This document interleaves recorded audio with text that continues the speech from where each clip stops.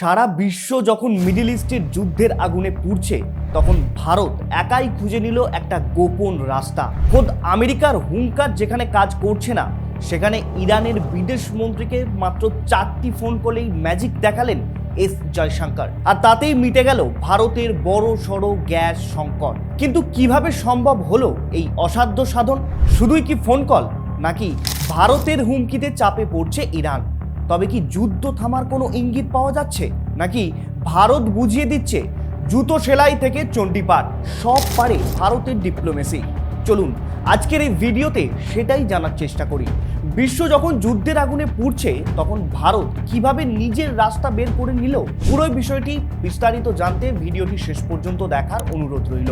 আর নতুন আপডেট পেতে আমাদের চ্যানেলটিকে অবশ্যই সাবস্ক্রাইব করবেন। বর্তমানে আমরা সবাই জানি ইরান ভার্সেস ইসরায়েল আমেরিকার যুদ্ধের জেরেই হরমুজ প্রণালী বন্ধ করেছে ইরান, যার সব থেকে বেশি প্রভাব পড়েছে তেল ও গ্যাসের বাজারে।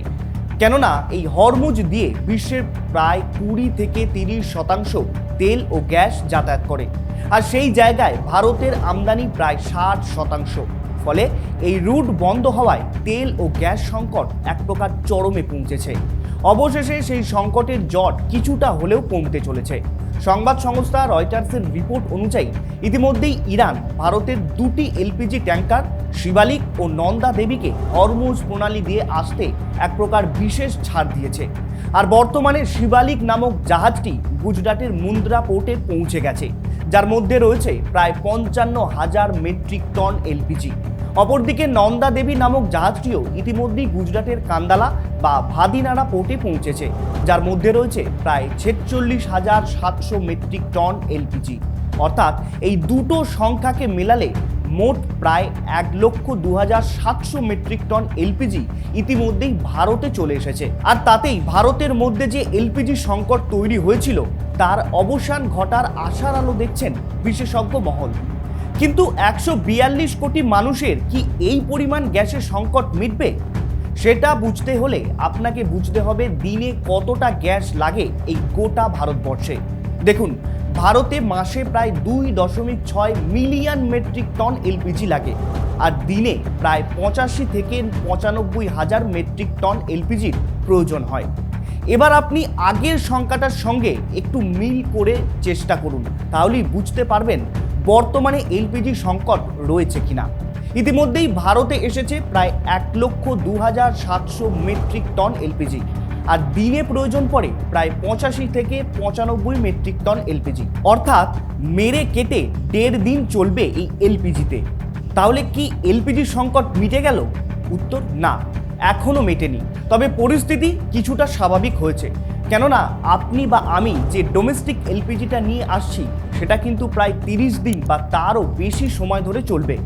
আগে যেমন একদমই পাওয়া যাচ্ছিল না, এখন সেটার কিছুটা স্বস্তি মিলছে। তবে কমার্শিয়াল এলপিজির ক্ষেত্রে এখনও বেশ সংকট রয়েছে, কেননা ডোমেস্টিক এলপিজি যেমন অনেক দিন যায়, সেরকম কমার্শিয়াল এলপিজি অত দিন যায় না। কখনো কখনো দিনে 3টে থেকে 4টেও প্রয়োজন পড়ে।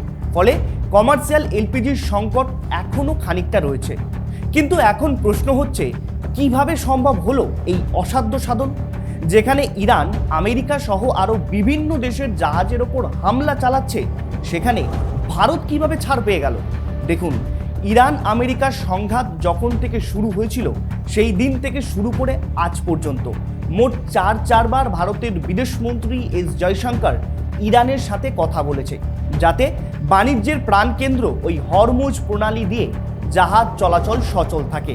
কেননা ভারতের কাছে তেল সংরক্ষণ করে রাখার জায়গা আছে, কিন্তু গ্যাস সংরক্ষণ করে রাখার কোনো জায়গা নেই। ফলে হরমুজ প্রণালী বন্ধের কারণে তেলের ওপর খুব একটা প্রভাব না পড়লেও গ্যাসের ওপর কিন্তু পড়েছিল, তা আমরা সকলেই প্রায় দেখেছি।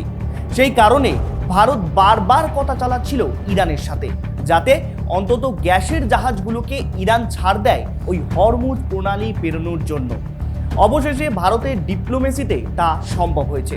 একটু মনে করে দেখুন, যখন থেকে আমার আপনার বাড়িতে এলপিজি বুকিং করা নিয়ে সমস্যা তৈরি হয়েছিল, তখন আমরা সবাই প্যানিক শুরু করে দিয়েছিলাম। কিন্তু ভারতের ডিপ্লোম্যাটরা জানতো এই পরিস্থিতি বেশি দিন স্থায়ী হবে না, যে কারণে তারা বারবার আমাদের প্যানিক না করার জন্য প্রচার চালাচ্ছিল। অবশেষে সেই পরিস্থিতি তারা সামাল দিয়ে দিল। বর্তমানে ওই হরমুজ প্রণালীতে প্রায় 28টিরও কাছাকাছি ভারতীয় জাহাজ আটকে রয়েছে, যার মধ্যে বেশিরভাগই তেল ও গ্যাসের জাহাজ। অর্থাৎ ভারত যে তার ডিপ্লোমেসি দিয়ে সব কিছু জয় করে নিচ্ছে এটা বলাই যায়। আর সব থেকে দুঃসাহসিক স্টেপ নিয়েছে স্যানলং সুয়েজ ম্যাক্স নামক জাহাজটি, কারণ ওই তেলের জাহাজটি ট্র্যাকিং সিস্টেম অফ করে ডার্ক মুডে হরমুজ প্রণালী পার করে তারপরে মুম্বাই এসেছে। এক কথায় ভারতীয় ওই নাবিক জীবন ঝুঁকি নিয়ে সৌদি আরবের তানুরা বন্দর থেকে তেল নিয়ে ভারতে পৌঁছে এক ঐতিহাসিক কাণ্ড করেছে। আর এর ফলে তেল সংকট নিয়েও আর কোনো চিন্তা থাকলো না ভারতে।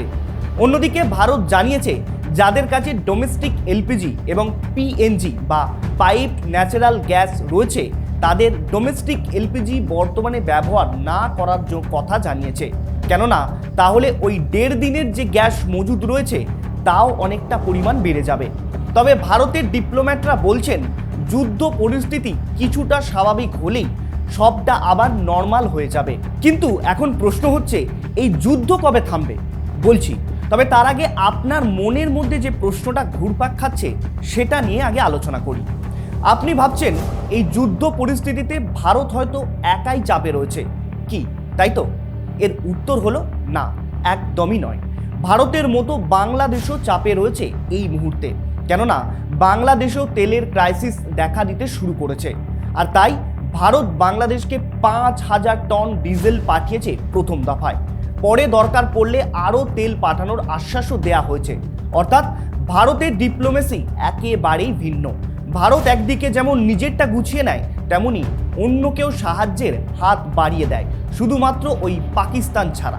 এবার আসি যুদ্ধ কবে থামবে সেই ব্যাপারে। দেখুন, যুদ্ধ যে এখনই থেমে যাবে এরকম কিন্তু কোনো ইঙ্গিত নেই, কেননা ইতিমধ্যেই ইরানের প্রেসিডেন্ট মাসুদ পেজেশকিয়ান 3টি শর্ত বেঁধে দিয়েছে আমেরিকাকে, যা থেকে এটা স্পষ্ট এখনই যুদ্ধ থামছে না। কিন্তু কি সেই শর্ত?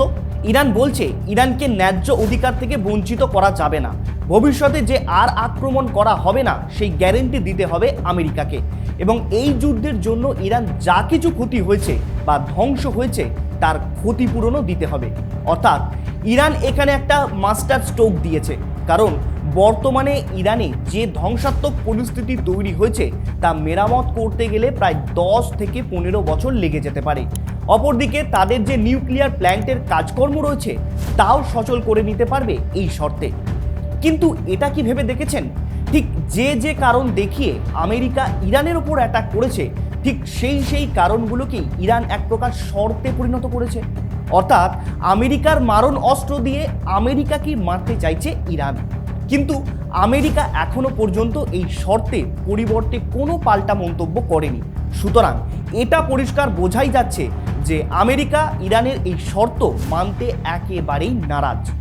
আপনার কি মনে হয় আমেরিকা মেনে নেবে ইরানের এই শর্ত? বন্ধ হবে তেল ও গ্যাসের ক্রাইসিস? মতামত জানান কমেন্ট করে। আর এরকম বিস্তারিত আলোচনার ভিডিও পেতে আমাদের চ্যানেলটিকে অবশ্যই সাবস্ক্রাইব করবেন। ধন্যবাদ, সকলে ভালো থাকবেন।